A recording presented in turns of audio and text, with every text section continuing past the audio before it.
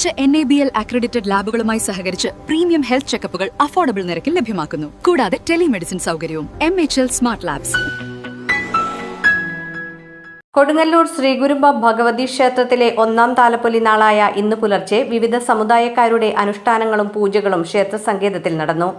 41 ദിവസത്തെ വ്രതം നോറ്റ് തെക്കൻ മലയിറങ്ങി ഇരുമുടിക്കെട്ടുമായി വന്നെത്തിയ മലയരയന്മാർ ക്ഷേത്രാങ്കണത്തിൽ ദേവിക്ക് നിവേദ്യമർപ്പിച്ചു. ക്ഷേത്രവുമായി ചരിത്രപരമായ ബന്ധമുള്ള കുടുംബി സമുദായം സവാസിനി പൂജയും ആടിനെ നടതള്ളലും രാവിലെ നടന്നു. കുടുംബി സമുദായത്തിലെ സ്ത്രീകൾ ദീർഘസുമംഗലി വരത്തിനായി നടത്തുന്ന ചടങ്ങാണ് സവാസിനി പൂജ. തെക്കേ നടയിൽ കുരുമ്പയമ്മയുടെ സന്നിധിയിൽ നിന്നും വാദ്യമേളങ്ങളുടെ അകമ്പടിയോടെ ആടിനെ എഴുന്നള്ളിച്ച് നടതള്ളുന്നതും കുടുംബി സമുദായത്തിന്റെ പരമ്പരാഗത ആചാരമാണ്. മലയാള മാസം 1-ാം തീയതി നടക്കുന്ന ഒന്നുകുറെ 1000 യോഗത്തിന്റെ കൂട്ടമിരിക്കൽ ചടങ്ങും ക്ഷേത്രാങ്കണത്തിൽ നടന്നു. 4 ദിവസത്തെ താലപ്പൊലി ഉത്സവ ചടങ്ങുകൾക്കായി ദേവസ്വം അധികൃതർ വലിയ തമ്പുരാനിൽ നിന്ന് അനുവാദവും അനുഗ്രഹവും വാങ്ങി.